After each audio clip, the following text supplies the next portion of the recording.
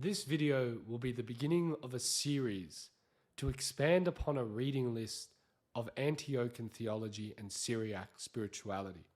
This has been a project I've been working on in the background for a while. A lot of the videos on this website so far has been on various matters of spiritual or theological points, but I really wish to steer into the direction of Maronite formation from an intellectual perspective. I think our patriarchal synodal document speaks of the need for a expression and Maronite theology to bolster a Maronite identity. And I think to do that, we need to be heavily rooted in our fathers. We need to read more and study theology more.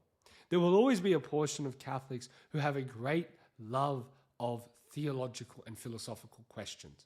And if we refuse to engage in that, then we will never be able to capture them. And I myself, as a Catholic, was heavily drawn to the Latin Rite theologians because of their clarity and their precision. And some Maronites thought that this was a sign of being less Maronite. And I could never accept that. And it was only when I basically said I refuse to accept that and I want to be a Maronite who still loves systematic theology that I was able to finally open a door for myself into expanding into these theological sources. And so I've been putting together this reading list in the background, and eventually I'm going to publish this onto a website. But I figured that as I'm still working on it, I can create videos around the parts that I've done. And one of them is the introduction. And so this video is going to be about how to approach the Antiochian Fathers as a Maronite. And so let's begin. We need some background information to do that. Okay, the vision for this video and for this series is to create young Maronite men who are masters of theology and of Antiochian sources. We want to be the type of people that when we sit down in a conversation, we can contribute not by saying we have this different view or this different view, but rather we know how to defend the doctrines of the faith through the Antiochian Fathers. We really want to be, just like so many of the great Latin theologians that I respect are men who've studied theology and have specialized in various Latin fathers. I want there to be a resurgence of Maronite men who have studied theology and know and master various Antiochian fathers. And so to do this, we need to understand the various categories that Antiochian fathers can fall into. We can divide Antiochian fathers into categories based on their language that they wrote in, the patriarch that they belonged to, or the theological school that they contributed to, and the liturgical rite they celebrated. Okay, now to get that, we need to understand the various divisions in Antioch. So what is Antioch? Well, Antioch is a city in modern-day South Turkey. Okay, the city today is known as Antakya. Previously, it was the capital of the Seleucid Empire, which was formed after the death of Alexander the Great. Eventually, Pompey the Great conquered it and brought it into the Roman Empire. And in the books of the Acts of the Apostles, we see that St. Paul and then St. Peter go to Antioch, and it was at Antioch that the Christians of the believers of Christ first called themselves Christians. Now, this province of Roman Syria was the home for what we call the Syro-Phoenician people.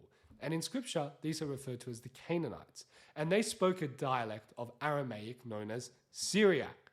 But just by the fact that it was in the eastern half of the Roman Empire, the formal business language, so to speak, or the political language would be better.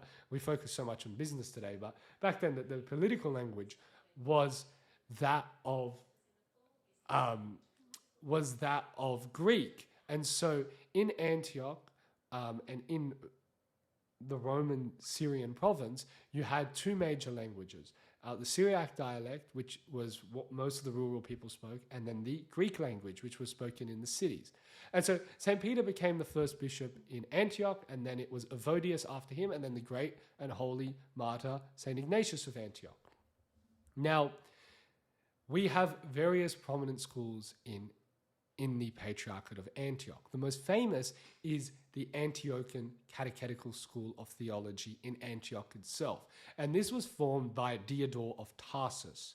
Now, Diodore of Tarsus formed this school and taught some of the more prominent members of this school, which included the great and holy St. John Chrysostom.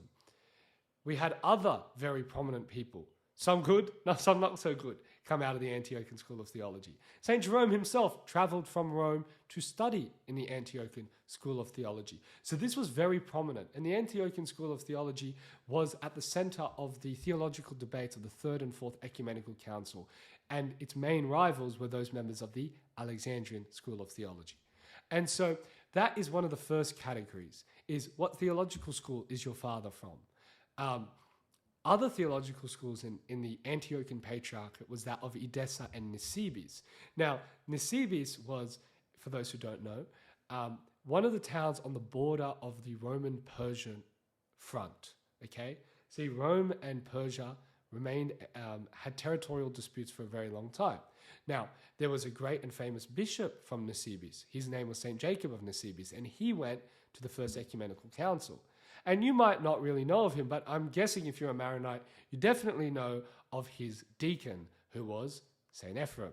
And it was in the lifetime of St. Ephrem, and actually we see this in some of St. Ephrem's hymns, where he's living, and the Catholics and the Christians of Nisibis are living through the persecutions, or not persecutions, it was rather an invasion by the Persians on Nisibis. And so there was a great theological school in Nisibis that was built around, great men like Jacob and Ephrem.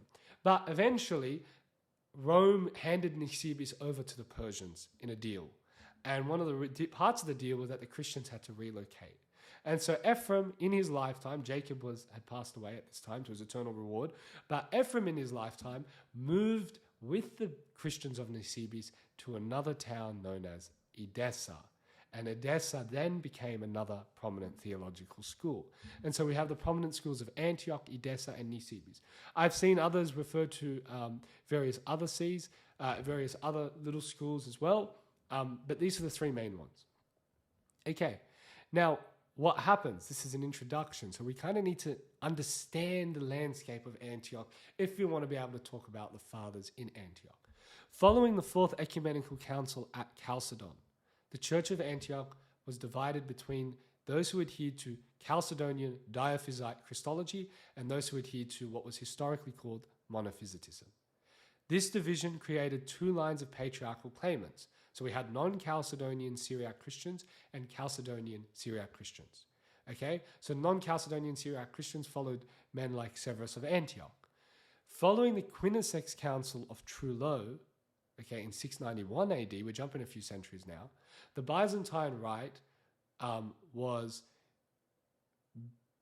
being more or less imposed on the other Oriental rites, including that of Alexandria, Antioch, and Jerusalem.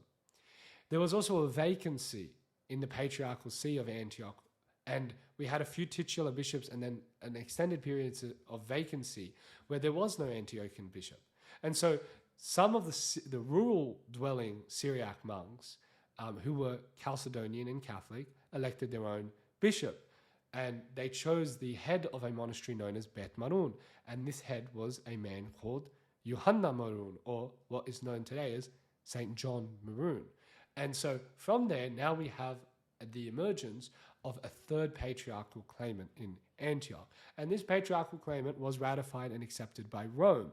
So this wasn't a schismatic move, not according to the histories as explained by the Maronites and accepted by Rome as the ordinary history. But now we end up with another distinction. So we've spoken of theological schools, so Antioch, Edessa, Nisibis, and some others, which we can go into later in another video. But now we also have divisions of communions, okay? The first was those non-Chalcedonian / monophysite Syriac Antiochian Christians. It's getting a bit wordy, but, we've got to be precise. Precision is where theology is at its finest. So those are known as Syriac Orthodox Christians, and they're part of the Oriental Orthodox Communion. Historically, they were known as Jacobites because they followed the bishop Jacob Baradius. Okay, some of these Christians came back into the Catholic Church, and they are known as the Syriac Catholic Church. We also have what we call Chalcedonian, Byzantine, Antiochian Christians. Okay, these are known as Melkites, and they are now part of the Eastern Orthodox community. But some of them came back into the Catholic Church as Melkites. And then finally, we have Chalcedonian, Syriac, Antiochian Christians, and these are your Maronites. And so the difference between the Melkites and the Maronites is that the Melkites went along and adhered to eventually what was a Byzantification of the Antiochian Church. So they now celebrate the Byzantine rite, while the Maronites, we still celebrate the original rite of the Antiochian Church, which is Syriac. And so we've got a few fathers now that we can split up into categories, can't we? I mean, you know, very often we speak of this father as a Greek father or a Syriac father. Well, what does that mean? Well, to call someone a Greek father means they wrote in Greek. It doesn't actually tell you much about their theology. And it can be a bit confusing because like St. John Chrysostom is a Greek father, but so is St. Clement of Alexandria, and they're from different theological schools. And it would be a mistake to act like they come from the same theological system. And it's a mistake because it's limiting our understanding of them. So we can speak of the Greek or Syriac in terms of their language or in terms of their rite. And that's where things get confusing. So for example, St. Ephraim can be spoken of as Antiochian because he was a deacon in the Antiochian Patriarchate. He can be spoken of as Syriac father because he both wrote in Syriac and was also part of the Syriac rite. St. John Chrysostom, on the other hand, can be spoken of as Antiochian because he was a priest of the Antiochian Patriarchate, and he also learned in the Antiochian school of theology. So he's Antiochian. We can call St. John Chrysostom Syriac because when he was in Antioch, he celebrated the West Syriac rite of St. James. But he's also Greek. We can speak of him as a Greek father because he wrote in Greek. So do you see how he's Syriac in the liturgy he celebrated, Greek in the language he wrote? St. John of Damascus is Antiochian because he was born in Damascus and wrote in the Antiochian school of theology. He can be spoken of as a Greek father because he wrote in Greek, but he's Byzantine because he celebrated very likely, when the liturgy of St. John Chrysostom became normative among the Greek Antiochians is hard to establish. But either way, now this is all in contrast to somebody who's not Antiochian, like St. Cyril of Alexandria, who is Alexandrian because he was born in the Patriarch of Alexandria. But he's considered a Greek father because he wrote in Greek. And you see the difference between him and St. John Chrysostom? Why is this important, you might ask? Because when we approach the Eastern Fathers, we want to avoid the tendency to collapse them into one vague school of thought. The more categories we can introduce, the more precise we can be about what we are doing. Too often, I hear people try to define Maronite theology by really simplifying it. As Maronites, we don't do this, we do this. Okay, well, no, that's more indicative of like that school of theology. A good example would be, I've heard some clergy and some theologians say, the Syriacs are different than the Latins or the Greeks, who did more systematic theology. And the Syriacs, we tend to focus heavily on typological expressions, and we don't like to consider technical questions. I've heard this more than once, and I mean, that is reflective of the disposition of St. Ephraim the Syrian, who, like St. Francis of Assisi in the West, saw greater value in focusing heavily on edifying the laity and not dealing with speculative questions. But to say that that's reflective of Maronite thinking is baseless. I mean, we are the Syriac Antiochian Church. I mean, it was John Chrysostom, Theodore of Mopsuestia,